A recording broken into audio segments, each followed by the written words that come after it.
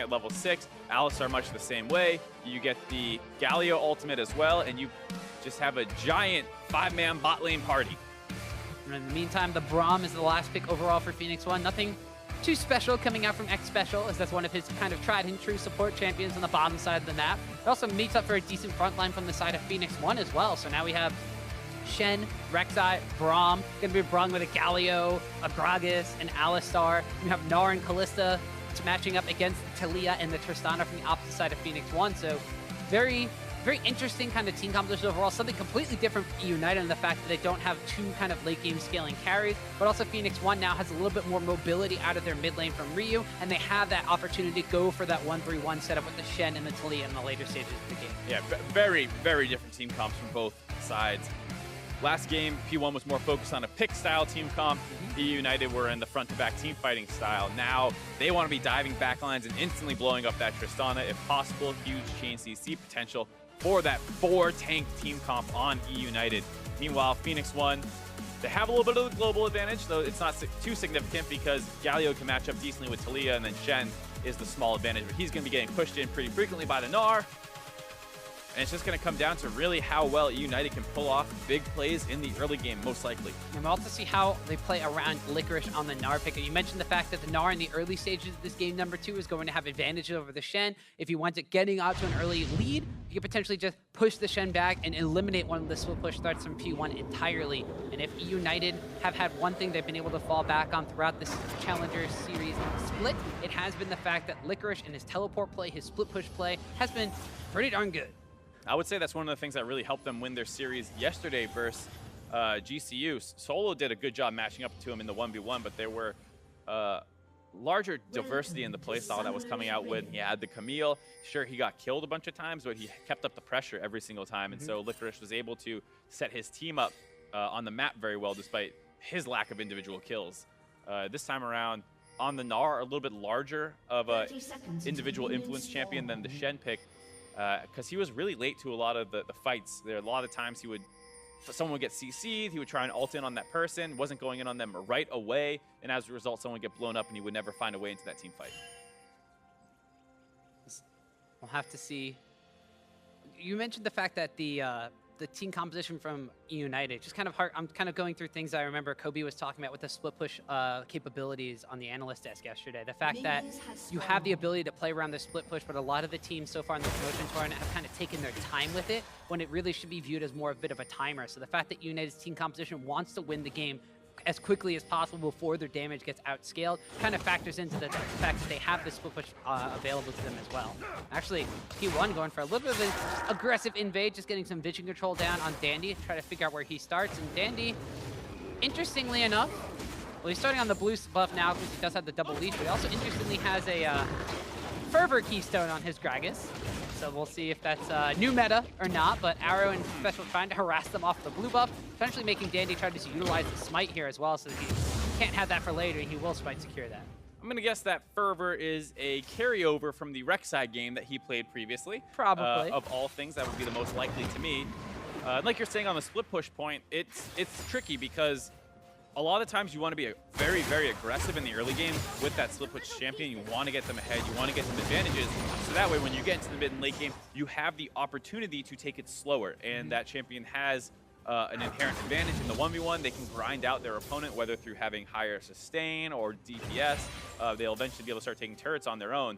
The problem is, if you don't have that lead, you're buying a lot of time for the other teams to make plays and force you out of that split push scenario. So Gnar versus Shen, we were talking about it last game, never really came into account. There was a lot more about those pickoffs around the Baron buff, and that's one of those situations that we're saying the split push may not matter. Gnar is nice in that regard, though, that he does not rely solely on split pushing. He can go mega and take a good team fight. Yeah, and the fact of the matter is you need to have a teleport flank or two if you are going to be trying to force the game into a bit of a faster paced play, especially when there's a Tristana on the opposite side now for Phoenix1. And when more importantly, it's on Arrow, who was a big factor into why Phoenix1 was actually able to hang in there in the earlier stages of the game. He was winning his lane when it came to CS differential. The bottom side of the map, the plays around that side were heavily influenced by the virus chain of corruption. You don't have the same utility out of this Tristana pickup, of course, but if he's able to still continue to dominate his 2v2 lane phase, that'll mean that the Tristana late game comes that much earlier for P1. That is one of the upsides, but you do have to wonder, of course, about just how well he will perform when he's not on that Darius role, because last game, him and Mike Young combined for a lot of really nice engagements and set themselves up to be able to actually win that game. You see here, Phoenix1 giving an early blue buff over to Ryu, Rek'Sai champion that really does not benefit much at all from it, minus the fact that he gets some nice XP. So they give it to the Taliyah, a champion that can push in the Galio repeatedly and make these pre-6 roams a lot more efficiently than a Galio can. So Phoenix1 trying to optimize their power spike before eUnited's level 6 kind of dive team comp comes online. I like this idea a lot.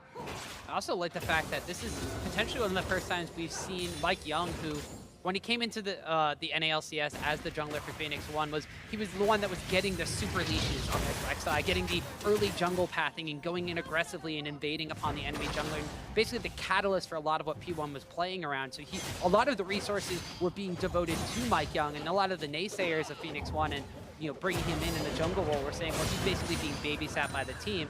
This time around, we're seeing him donate the resources over to Ryu, who is being babysat by the enemy team. Yeah, and it was a little bit of a push and pull, because you can get babysat in different ways. So you saw Phoenix1's bot lane super aggressive into eUnited, contesting that red buff start out of Dandy. That is still a form of babysitting in the sense that while you're not getting a super leash, you're denying the enemy team a fast jungle start. So it does let Mike Young get a little bit ahead.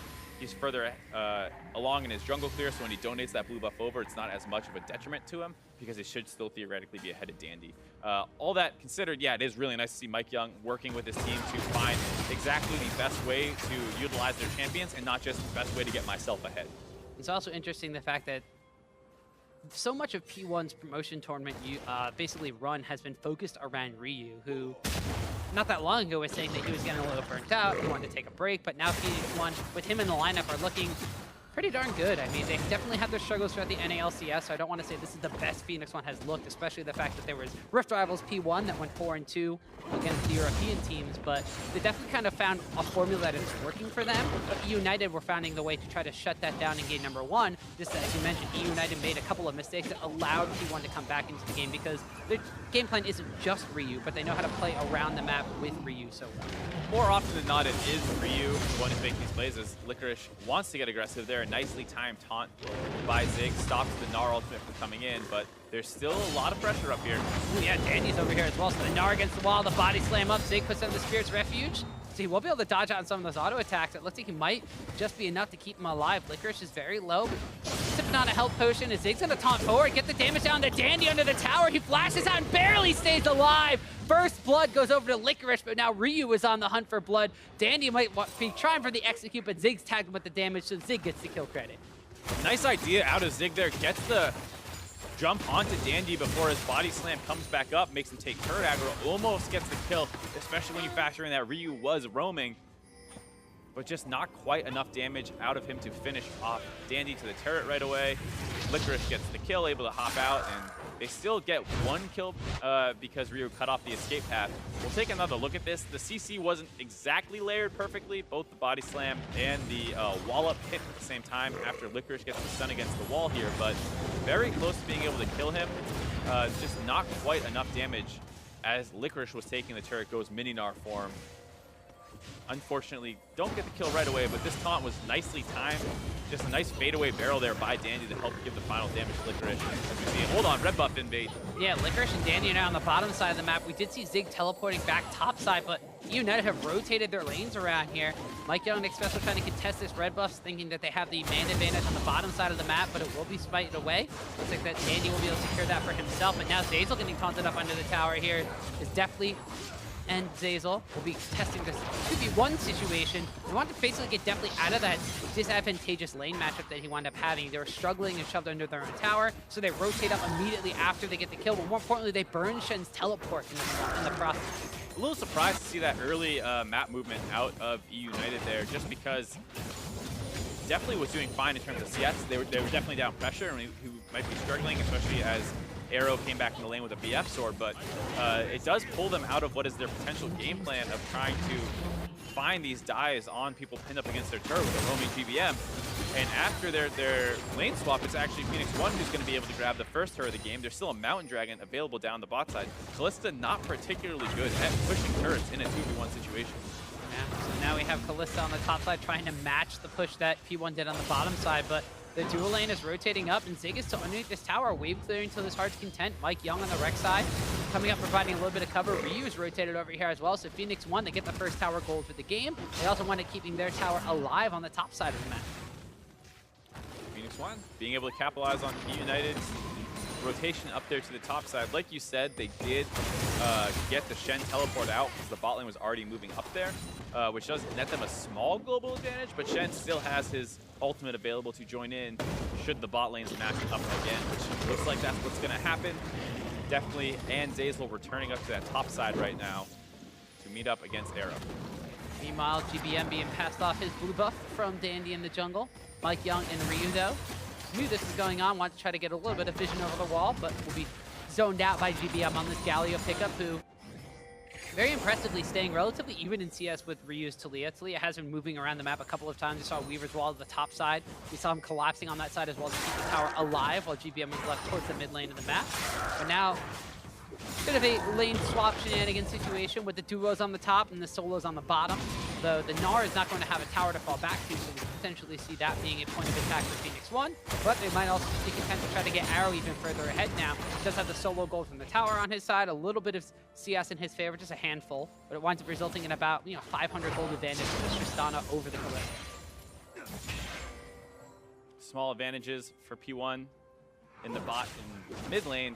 eUnited have their advantage up on the top side with that dive as well as the rotation, able to get a 20 CS lead onto the Gnar, trying to get that split push going.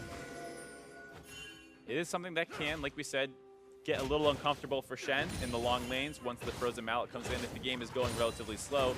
Last game, very active game, both top laners being pulled to their teams. But this time around, much slower paced game despite the early game power that is available for eUnited here. Maybe learning too much of a lesson from the last game about playing slower. Not necessarily what you want to be doing with this team comp. Potentially, and you would say that if P1 are playing to a very similar way that they did in game number 1, that the less aggression from eUnited will wind up being favorsome to them as they have the later game scaling Tristana, and as you mentioned, the fact that there's not a lot of late game scaling power on the side of eUnited, and their composition kind of just wants to brawl. But we may be looking for the fact that we have some item power spikes that need to come in beforehand. Right now, the Kalista, if you get the Blade of the Rune King, that's when she's going to be extremely strong. She does spike at level 6 when she has the ability to Fates Call the Alistar in to start these team fights up. She doesn't have the damage to kind of seal the deal, though. Starting a fight that you can't actually win is not the best idea. Not at all. It is one of those times, too, where you can talk about how beefy the front line of eUnited is and how long it'll take Phoenix1's comp to chew through it. But this time around, they don't quite have that Maokai, who is one of the most unbelievable tanks in the late game. I guess you would say GBM is probably the strongest tank in the late game here, potentially the Gnar. But Talia has really high DPM when she's just throwing out that threaded volley repeatedly against tanks, can melt them down pretty quickly, as well as we've already seen multiple times over the course of this tournament just how powerful that Tristana pick is. GBM also has his own take on what he likes to build on champions. He went on the top side of the map, lets Mike Young go to the bottom side over here and just solo out this Mountain Dragon. So there's going to be an Elemental Drake in their favor, which will help them take down some of these towers. More importantly, give Mike Young a chance to wrap around the Licorice. I mentioned before, this long lane here is not going to be good for the Gnar. Gnar's Mike Young back against the wall, but the Weaver's wall came in there from Ryu, and Licorice gets a nice wall up, but the Void Rush is going to come through as Mike Young secures the kill for P1. Nice dodge out by Mike Young there, avoids the ultimate while getting that. eUnited want to answer on the flip side of the map. They are working down this Rift Herald slowly. Once again, GBM not actually able to get involved in that play. Might have been able to get in range for the ultimate, but it's still a 3v2 situation. They choose not to go for it. Kalista has a lot of stacks in here. They do get it, but Phoenix1 is collapsing. Ooh, and they immediately try to go onto Arrow. Instead, he flashes by, has the Shen Sin. Now he wanted to jump it back in. They blocked out on a Dandy and picked up a kill. GBM comes in with the hero's entrance. He gets a massive taunt on, but definitely is over the wall. Rends through the stacks, and GBM's able to pick up a kill for himself. Now Zeyzal flashing forward. Not only does he get the knockup, but he gets the Eye of the Herald and gets thrown back in by the Fates Call. P1 are scattering to the winds now as Licorice has respawned and teleported into this fight. Flashes over and into the threaded volley. Ryu trying to duel against him, but an ace comes out with one last boulder toss. Phoenix1 think they're picking this fight and getting the jump on it with how quickly they get Dandy down low. But one tank is replaced by 3 more as eUnited also collapse on that fight. They're able to find the multiple members. Definitely does a good job staying relatively unfocused over the course of that fight. They clean it up. They also, like you said, make sure they pick up that Eye of the Herald. Now they're going to finish off this mid turret and maybe get Zig as well. And Zig teleports in, and Special joins the fray as well. They're trying to lock down the GBM. He will actually go down, as Special gets the kill credit for that, but eUnited have gotten themselves the tower. Not too bad overall. We'll take another look at that one as after making that bot lane play, you see Mike Young and Ryu working their way up to collapse on this. Dandy wants to pull the trigger, gets an ultimate knockback onto Arrow, flash away, Shen ult coming in. GBM, once again, a little slow channeling this ultimate, as definitely was already flashing out, but GBM's able to stay in this fight. They're working down Zeyzal and GBM, who are extremely healthy. Licorice finally finishes channeling his TP, definitely gets back involved in a huge knock up there by Zeyzal. Eventually drops as well, having gone in after his ultimate wore off, but it bought enough time for the rest of his team to get that ace. We see massive damage coming out from the GBM in that fight. Galio, we mentioned, might not be the latest scaling damage threat, but in the early game, those Winds of War and those Justice Punch really combined for a heck of a lot of damage, but no slouch from the side of Ryu either. As you mentioned, the Talia damage in the later game, the constant TPS that she's able to provide. We're already showcasing that pretty early on. It did the most damage in that fight for Phoenix1. Phoenix1 want to keep the pressure up, though. They rotate up to the top side. That turret's down. Now they're working on their second one, trying to put this Mountain Dragon to use. Not much wave clear up here, and it's a 5-man push for Phoenix1. And it's one of the downsides to eUnited's composition. GBM is in the mid lane. He's basically their main source of wave clear, so 2 towers for the price of none. The Phoenix1 are the ones that walk away with. You figured that they wanted to get into the Rift Herald the way they pushed down those 2 towers back to back. We heard Jat talking about on the analyst desk the post-fight decision-making not being great on the side of eUnited. They did finish off that turret down in the mid lane, but as they did it, they kind of took a fight versus Zig there. They lose GBM. They have to reset late, and during that downtime and during that replay, Phoenix1 is actually able to push up that top side and getting the second the inner turret on there. Down the bot side, though, with all that focus, 5-man push from the top side, Licorice does work down his own turret. And so Licorice, the split push from Gnar, pretty much online at this point, has the Black Cleaver, has the Jarm's Fist as well, so we'll see if he winds up going for the Frozen Mallet build, like we saw Zig doing in game number 1, the opposite side of this matchup. Phoenix1, though, grouping up again. They're trying to catch out on the GBM here. He is kind of the bigger game early threat here from eUnited. They're able to lock him down and get Arrow a kill. GBM out of the equation, but no real map objectives left. There's no Mountain Drake or Ocean Drake available quite yet. That's still about 1:50 away. And a lot of the outer towers are already down on the map, save for the one in the mid lane here from eUnited. If you're Phoenix1, though, you're pretty happy with a quick influx of 300 gold there. Able to get that kill onto Arrow, I believe. So he's going to cash in a little bit faster on his Infinity Edge. And Phoenix1 will be relatively content with this game going a little bit later. They already have the 1 Mountain Dragon, Ocean spawning in 1.5 minutes. Not the most important late game dragon, so you could see them sack that one to potentially focus more down on mid lane or just keeping their farm up. At this point in time, also have to mention that while they're getting the pick on the Galleon, that's pretty good. GBM himself has had some very interesting builds. We saw his Abyssal Mask rush Cassiopeia in the last game. Also going for the Proto Belt on the Galio pickup, which is a little bit of a GBM special. We saw him be able to showcase what that build actually did in the semifinals against Big God Jackal. He was able to Proto Belt himself into some interesting Justice Punch kills and shenanigans, but providing a little bit of extra damage take onto this Galio pick rather than the full thing. There you see the Rift Herald. Going to be timing out soon, so Zeyzal just drops in the mid lane, doesn't even get too much damage down with that charge. And talking about that build, it is something that's seen a little bit more popularity after they got rid of the power spiking triple Doran's Ring build. People have been trying to find the next thing. You do see a lot of Abyssal Masks first, depending on what you're playing against. The physical damage, Mike Young being the jungle threat, maybe dissuades that a little bit. It would be nice to combo with Dandy's damage, but didn't feel like that was the best first option. And then you do see the Proto Belt relatively often does add a nice little burst of damage if you're trying to solo out a squishy backline member. As you mentioned, because of the composition from eUnited, GBM will have to be a little bit more of a damage threat than potentially see out of some of these Galio pickups. And that P1 at the inside track for the Ocean Drake that wasn't available when they originally picked off GBM, but it has now taken an extra 2 or so minutes to respawn. Looks like the eUnited are trying to chase down on this one, though. They're actually going to see GBM coming up the hero's entrance, and Mike Young was able to secure the Dragon, but I don't know if they're going to be able to get this fight out. eUnited goes in. Zazel wants to try to get a good knockup. The Unbreakable Will is there. The teleport is coming as well, but a really good Glacial Fissure into the Weaver's Wall knocks away everybody from eUnited. Talia is actually able to get a kill onto the Alistar, but the flash tunnel over the wall locks him down. Now they're going down to Mike Young as the Gnar against the wall will lock him up. Zig trying to play big, beefy frontline and will just be enough to turn eUnited away. Not too bad for Phoenix1. They're able to secure the Dragon and trade 1-for-1. Unfortunate that Ryu is the one that gets traded out for the enemy team support. But it could have gone a lot worse, all things considered. The power of eUnited's team fight at this point in the game is huge, and they're able to get that and get out quickly enough. eUnited were taking this a little bit slow. I don't think they were expecting Phoenix1 to just melt this down. Dandy finally wraps around from the side and tries to kick this fight off. Zazel gets a nice engage, but there's no ward for Zig to really start teleporting into. They finally drop Pink Ward in the middle of the fight so he can get involved. And then it's just a little bit too slow as multiple engages have already been used. It's already been mostly disengaged from. Ryu just not quite in a position to find his way out of that fight. He does get the trade kill. And then Mike Young able to get out of there despite the Gnar coming in. So that's a situation where if eUnited were a little bit more aggressive, brute forcing into that river, they played it really, really slow. When you have so many tanks, you can kind of just run in there because if they're going for the Dragon, they're not going to be protecting their vision wards that easily. And if they are protecting their vision wards, great, go fight them. It's just too slow.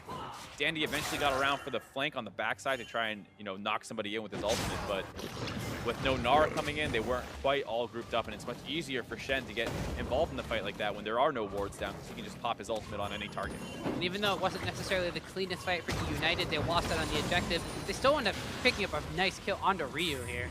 And because of the way they were fighting in the jungle, unfortunately, Zazel was a casualty of that. So P1 do come out ahead, but eUnited showcasing what their team composition can do. And now we're at about the 20-minute mark. We have a Blade of the Rune King and the Runon's Hurricane picked up for Kalista. We have basically just the Proto Belt. Now the Abyssal Mask comes in for GBM on his Galio. We have the 2-item power spike from the Gnar as well. So this is where you think eUnited wants to fight. Yeah, this is definitely one of the best points for eUnited. You see Licorice pushing in that Shen, chunking him out. Ryu roaming over to try and limit that. That's something that Phoenix1 do fairly well, is when they don't have pressure in the side lane, moving Ryu over to try and compensate for that.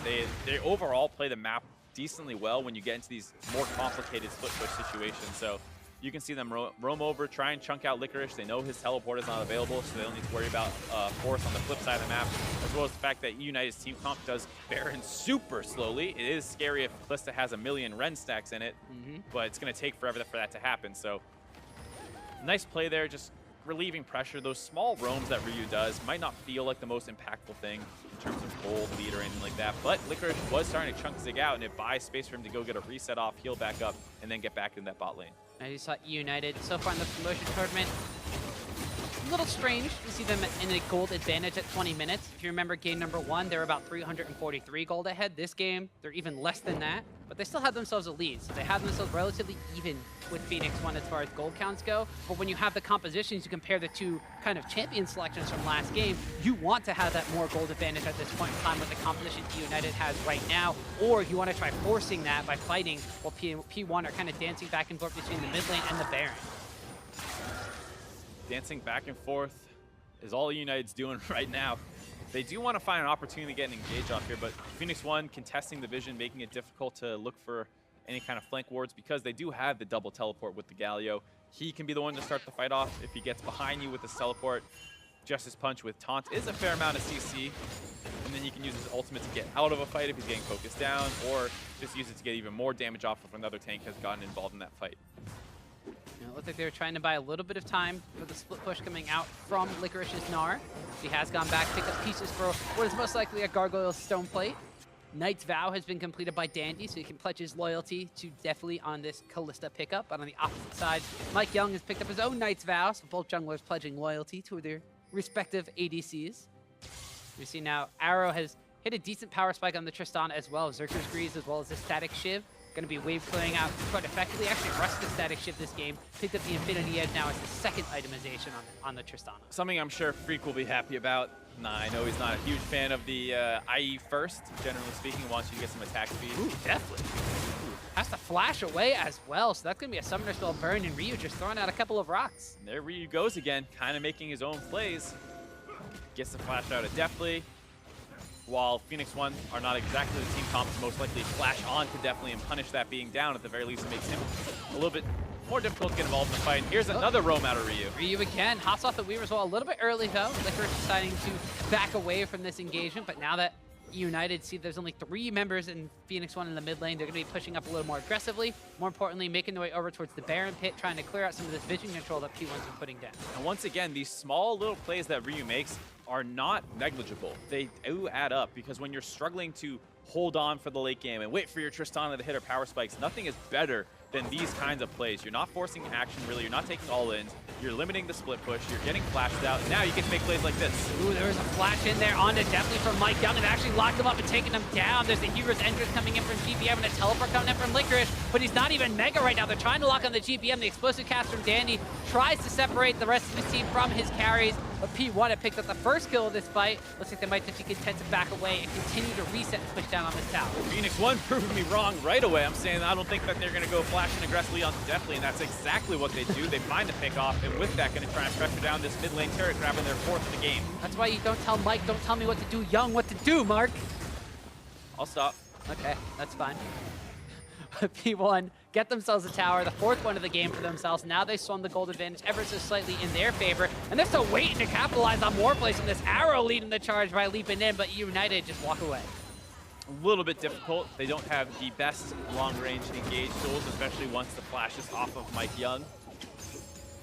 They can go for a flash taunt or something like that, maybe a special flash ultimate, but still not quite as easy to go for. And that's just one of those plays where you're hoping the enemy walks a little bit too far forward, you find an angle, doesn't quite work out. Now they're going to reset. They do have to be a little bit careful when you go for a play like that, because it delays your resets, the enemy team gets ready, and they can do this. They can start the Baron out, but with eUnited's team comp, it's really not that scary. Yeah, eUnited smacked the Baron a couple of times. It prompts a control ward over the wall from Ryu, and Licorice just walks away and says, haha, gotcha. But it was actually P1 who are the ones that got Deathly here. As you see Mike Young with, like you said, the aggressive flash unburrow onto a flashless Deathly. And they're able to get the follow-up CC out of Ryu there, gets the knockback, gets the huge damage in, able to finish him off, and then all these tanks are teleporting in, trying to provide a front line, but for what? There was no backline damage dealer at all for United. Licorice can do a lot of damage in a fight if he's left untouched during it, but by the time he gets involved in that one, it's a little bit too late to try and win a 4v5. We said in the series against Gold Point yesterday, it was pretty much the Deathly show on Tristana. This time around, legitimately being one of the only big damage threats in their composition. Him being taken down means that United are left a little bit, you know, powerless in some of these fights. P1 still has the potential of having both Ryu and Arrow just have some damage. Like you said, Licorice can eventually stack up some damage with his hyper stacks and being able to transform to Meganar and getting the burst damage in from his abilities in that form. But you got to prolong one of those team fights. P1 at this point in time, not looking to prolong anything, actually looking up to the Baron. 26 minutes in, they've been able to sweep out the vision. They went over the wall with basically everybody from their team here. Everybody could hop over that, so eUnited has not seen this at all. They're only going to know now that Xpecial is walking over the Scuttle Crab, but it's already dead, Mark. Really nice Baron sneak out of Phoenix1 there. They have that Mountain Dragon to help them out, as well as the Tristana doing huge damage to it. Shen and Rek'Sai not slouches either, to be honest, with Shen's percent health damage. So they're able to take that one down relatively quickly. And now Phoenix1 are in a lot of, or excuse me, United, a lot of trouble. Phoenix1 will start pushing down. The split push, Gnar will not be able to really get anything going, and they're going to be forced to kind of try and defend one of these turrets that they still have left up. If you continue to let Phoenix1 just siege down with the Baron buff, the gold lead goes bigger and bigger, and it just goes harder and harder to win a team fight. So there's not really a great option left here for United. P1 are going to be basically free to take the rest of the objectives on the map right now. They're going to grab this Elemental Cloud Drake.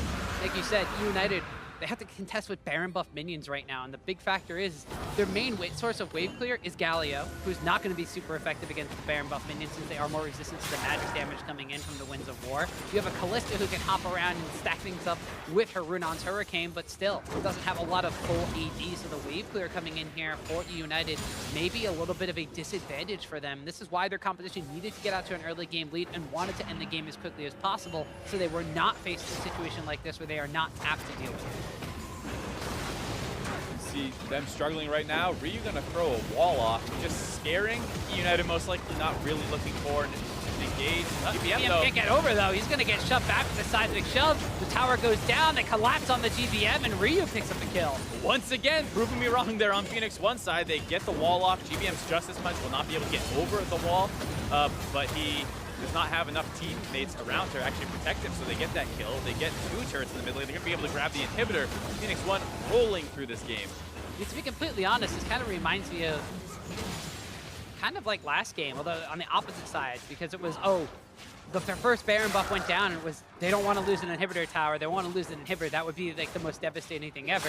Now eUnited are in that position where they don't want to lose an inhibitor tower, they don't want to lose an inhibitor. Their composition that needed to be ahead and wanted to brawl with these big beefy tanks that became unkillable because of their advantages is now having to deal with super minions and a lack of wave clear. It's going to be a very tough situation for eUnited to go for. At some point, they're just going to have to pull the trigger and brute force a fight. Try their best to win it. Phoenix1's doing a good job of finding their opportunities. They found one onto Deftly after getting his flash out.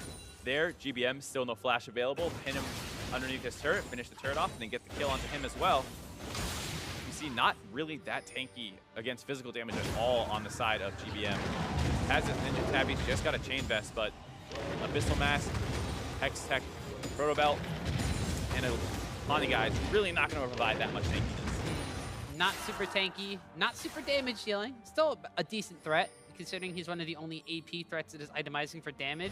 He basically hurts everybody on the team that is not named Shen or Rek'Sai, because they're the ones that are stacking different kinds of resistances. The Spirit Visage has been picked up on Shen, in addition to the fact that there's a Gargoyle Stoneplate on the Rek'Sai. So maybe GBN can land onto a primary target like Ryu, who lays down this Weaver's Wall to zone them away from their own tower. He could provide a bit of damage. Right now, he can't even get anywhere close to the team.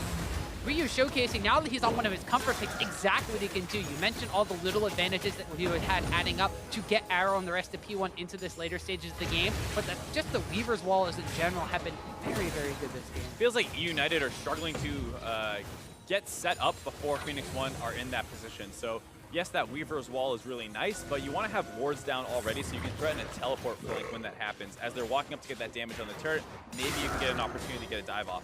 You are 5,000 gold behind, so it's very unlikely that you just win a brute force play like that, but it's something that you need to look for, because otherwise Phoenix1 is just going to keep doing this. They're going to keep mowing down your objectives. And with a 5,369 gold Baron power play, P1 are going to continue to knock at the door of eUnited. Like you mentioned, that's translated basically into a swing of 6,000 gold into the advantage of Phoenix1. They haven't necessarily gone back and spent all of it, but Zig has recalled into the bottom side of the map and is pushing on that side. The exposed inhibitor up here will continue to be pressured down on, but now that eUnited have all grouped up and rooted themselves in to defend against this one, P1 decided it's time to go on a shopping spree. They cash in on a lot of that gold that they have. Baron's not going to be up for quite a while. Ocean Dragon coming up pretty soon, so they have some choices. They continue to play it slow, or they can go potentially just group up down that bot side, try and work on that inner turret that's still available. The world is Phoenix1's oyster right now. That sounds really good right now. I'm getting kind of hungry. Phoenix1 are hungry for Game 2 victory. Because Phoenix1, they have a little bit of a stigma to overcome this promotion tournament as well. They are extremely far ahead in this series. They've done so in all of the series of the promotion tournament so far. The first time around, it went to a full 5 games, and they were able to pull out the victory over GCU. Yesterday, it went to a full 5 games, and they lost. This better not be a case of commentator's curse, Tom. Listen, I'm saying Are you condemning them to another 5-game series? I'm saying that if I think it's going to go 5 games still, and they have a lot to prove, that the opposite should happen, right? Aha. The reverse caster curse. We will see. I mean, Phoenix1 is looking a lot better today overall, I'd say. They are still making like a couple mistakes that you saw in game 1, but they did a good job clawing back after a deficit that was mostly created off eUnited's good plays. And then there was really a single big misplay trying to end the game. But other than that, it was relatively clean. They still took the next 2 fights relatively convincingly. So we'll have to see if eUnited find a way back in this game, or if Phoenix1's going to continue to play cleanly. And you kind of have to wonder if P1 has the better later game scaling team composition with the Tristana, with the Taliyah having a lot of extra damage. Where is the window of opportunity for eUnited in this composition? We keep saying that Licorice and his split push potential can be massive against the Shen, but the Shen now 2-2-5, having a Titanic Hydra to match the split push. A lot of resistance is built up against the Gnar, now even has a Bramble Vest in addition to that, so if the Gnar tries to auto-attack trade against the Shen's going to be providing extra supplemental damage in addition to just the damage that he can provide from auto-attack. where does eUnited try to get themselves back in this game? Yeah, the split push plan, for all intents and purposes, is pretty much dead, because in order for that to work, you still need a relatively strong 4-man core to hold on, and your 4-man core will not be able to stop Phoenix1 from going from this Baron in 20 seconds. So you're going to have to find a fight, and you have to find one of the backline members. Ideally, Arrow on the Chisana pick, but Ryu's no joke either, so you're going to need a fight where you're able to take both of them down. They do have the tools to do it. They have a ton of engage available. You can insect somebody back with that Gragas ultimate. Maybe you just find a great Fates call. Gnar with a good teleport flank can hit a big Gnar ultimate, a Mega Gnar ultimate, and then you can potentially win that fight. But it's very tough as Phoenix1's doing a good job trying to control vision. There's no wards behind them currently, and they can kind of play this as slow as they want to. Let those minions go in. They can not even force the Baron right now if they want to. They can try and instead focus on the inhibitors. That is a little bit risky because as you walk forward in the map, it's more likely to give up a flank. So we'll have to see what they choose. And we did see that Licorice had chosen to group up the rest of his team because there are no wards to teleport to. Now Zeyzal actually going in. Headbutt Pulverize combo, trying to get a little bit of damage down onto Mike Young, maybe trying to find a stray arrow, but it will be dissuaded here by Phoenix1. It's giving eUnited a little bit of time and an opportunity to go back to this Baron Pit area and potentially put down some of those deeper teleport potential wards that they do desperately need if they want to come out ahead in this next team fight. You have some good vision control right now, so Phoenix1's going to vacate that top side of the map momentarily to focus down on the Ocean Dragon, their 4th elemental of the game, trying to make the Captain Planet, just not quite possible with the current rules of League of Legends. Nope, can only get 3 out of them. They got one of each that they could potentially get in this game. Yep, and they get their 2nd Ocean Dragon. It's going to help in these kind of siege-ish situations when you're propped up around the Baron Pit. You saw Mike Young take a little bit of chunk there. Ocean Dragon's going to be very useful in terms of getting back up in a situation like that. See on the bottom side, Licorice maybe going back to a split push play, but Ryu is here to help deal the damage with Zig. Mike Young actually coming to the wall as well. They flash and burrow onto Licorice. The hero's entrance knocks up on the Mike Young. He's under the tower, but it's going to be Ryu taking up the tower damage. The rest of P1 has rotated down to the bottom side of the map to meet up with these minions. They might be going not for the Baron play, but for the base play as they take another outer tower on the map, the 8th tower and the last outer tower of the game. Not a bad look out of Phoenix1, all things considered. Not really the play that's going to blow open the game. Maybe you can kill Licorice, but he is very tanky, and there is a Galio to assist him. So they just get another small advantage, work down that outer turret, their inner turret, last one of the game. They still have that bot inhibitor turret available. The problem with this is that with so many resources spent down to the bot side, you see that over time, eUnited has actually snuck in quite a few good wards into this river pit, some behind the Baron wall as well. So Phoenix1 still need kind of that game-breaking play, most likely, either grabbing the Baron or winning some team fight.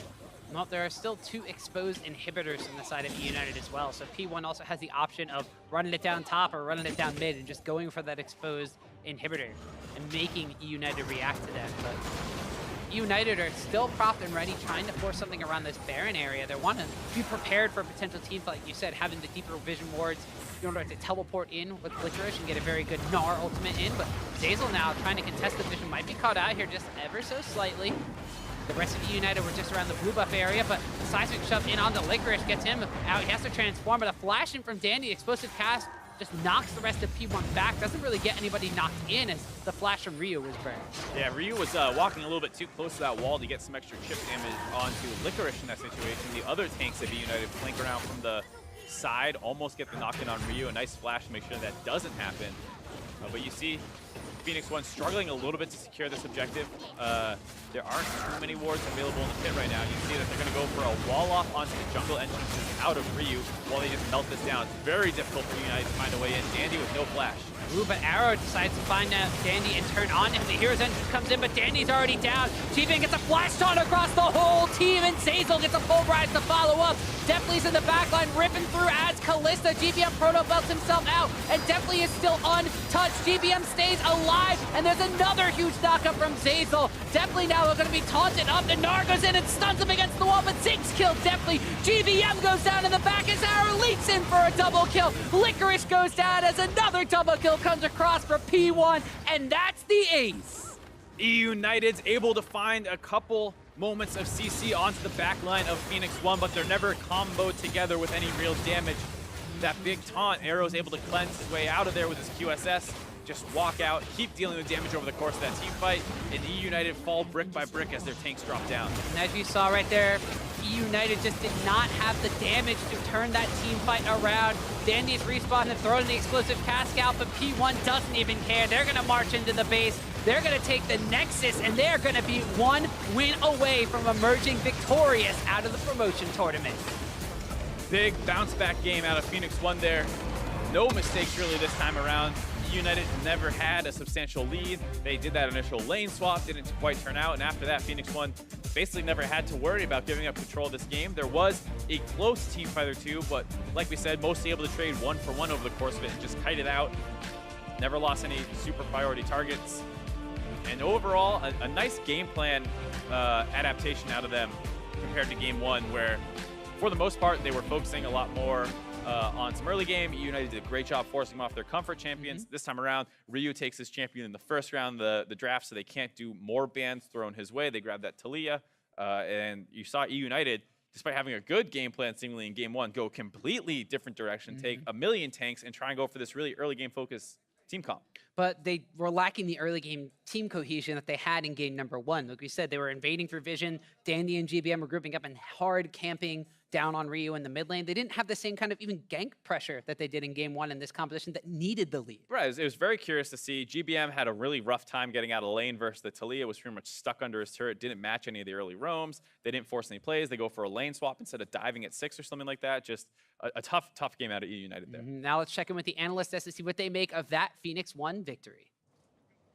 All right, thank you very much, Tom and Mark. And guys, get your brooms ready, because it's either going to be a sweep one way, or maybe a sweep for the other way, or it's 3-1, and that's not a sweep in anything. No, Yeah, we've seen full sweeps. Reverse sweep. We've seen full sweeps. We've seen reverse sweeps. We've seen failed sweeps. And for Phoenix1, we don't know what it's going to be. What we do know is that they're undefeated in games 1 and 2 across the last 3 days. And winless in games 3 and 4. Yes. So we're going to game 5. Right. Yeah, but this game was a little bit odd. I think, as Mark mentioned in Champion Select, we were talking about how eUnited should pick late game and just less is more, and then they picked this tank, snowballing Kalista team composition and were unable to do so, and allowed Phoenix1 to then play the scaling game and just scale. Yeah, what's funny though is there are elements that did work. Like back in the Challenger Finals when they were up against GCU, their one game win was using this Galio. And I actually think that the high AP Magic Pen proto belt like AP Galio for GBM actually is pretty good, and he was reasonably effective here.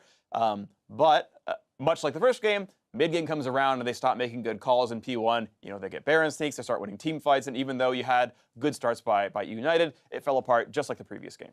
And we're a little worried about Arrow's performances on something else other than Varus, but he showed some proficiency here on the Tristana by scaling and getting to the late game. Yeah, for sure. And when you see the Trist get to late game against a Kalista, remember, it's a big difference. I feel like if they're late game against a Caitlyn or a Twitch or a Kog'Maw, then you're not going to see the same type of discrepancy. But in these games where one team has a good scaling AD carry and the other team does not, that's when we're seeing the big differences. Well, let's take a look at how things unfolded. It wasn't all roses here for Phoenix1, as it started off with the eUnited ace around the Rift Herald.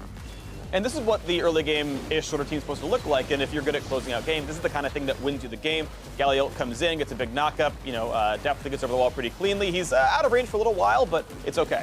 Yeah, and GBM ends up playing this fight really well. He has a proto belt, I believe, at this point, so an AP build. He just sneaks around the back and cuts off their retreat. So you see Arrow trying to hop around right into a Justice Punch. It was a very strong cleanup from eUnited, and that's what happens when you have these CC-heavy, bruiser-heavy tank teams with Kalista who can chase you down towards the end of team fights. Right. But then it's what they do after that. They tried to push mid, they had a casualty, they ended up losing their own mid lane turret in return, and they didn't actually gain that much, even though they should have with the, what was that, a 5-for-1? Yeah, 5-for-1, 5-for-2, something like that. 5-for-2 on that one. And yeah, that should be map control. That's the big point there. There was a bunch of small skirmishes where Phoenix1 was getting a kill, maybe 2 kills in return, and eUnited wasn't pushing that lead and ended up stalling out the game, and leading to this very sneaky play here that kept Phoenix1 on the front foot, the Baron sneak, and let's see how they got in there. Yeah, you can see the setup right now. There's not that many wards for eUnited, but they did weave around them well. I like the control ward in the back of the pit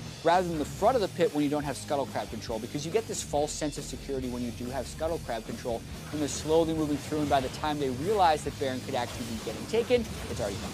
Yeah, and you can see, like, especially, Dance's way, he never walks into the pit. He's going to say, yep, I'm still playing for War Division, guys. Don't worry. He's acting as though his team is waiting in his jungle or something. And you look at these faces here as we have a live look on Phoenix1. They look a lot more relaxed, a lot more reserved, but it goes back to what we heard from Mike Young, what we heard from Ryu, not getting too loose after going 2-0 and throwing that one away. Right, and I think here they all know, like, everyone knows, like, guys, this is the third time we've done this.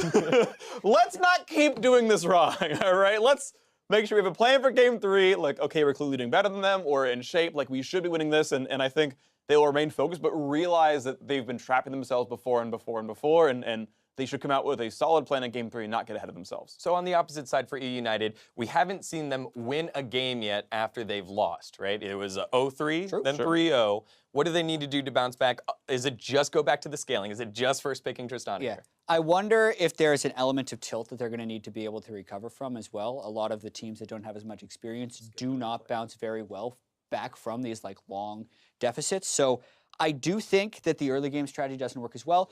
With that being said, all of these guys are in an arms race with each other, and if one team picks nothing but late game scaling, these teams are still good enough that they're going to be able to run you over. Right. So I do want them try their best to get a better late game scaling team composition, because I think that's the road for them. They're not, from the looks of it, going to beat P1 in the early game. And does that need to be just Deathly, or what do we need out of GBM? Because I feel like the games where they've had success throughout this whole promotion tournament has when he's been on something meta or something that has been powerful, but when he went back to the Xerath, that didn't work out. Obviously, he pulled out Galio here. That's reserved for TSM.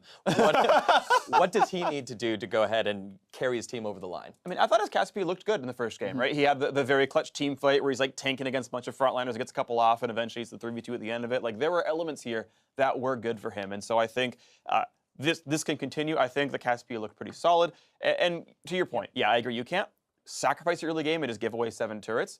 But you're right. I want to see them make sure they pick for scaling. I don't love 4-tank Kalista. I think it's a weak composition. When you know you're not good at closing out games, when you're not TSM or C9 or one of these squads who are actually very good at killing Nexus fast. So yeah, I think as a coach, say, priority Tristana, priority Kog'Maw, priority things like this. Maybe the Twitch comes in there as well, and you make sure you can scale up, and you teach your players to be more reserved and say, come into this, they don't close games that well, P1 will throw, wait for it, scale up. Yeah, I agree.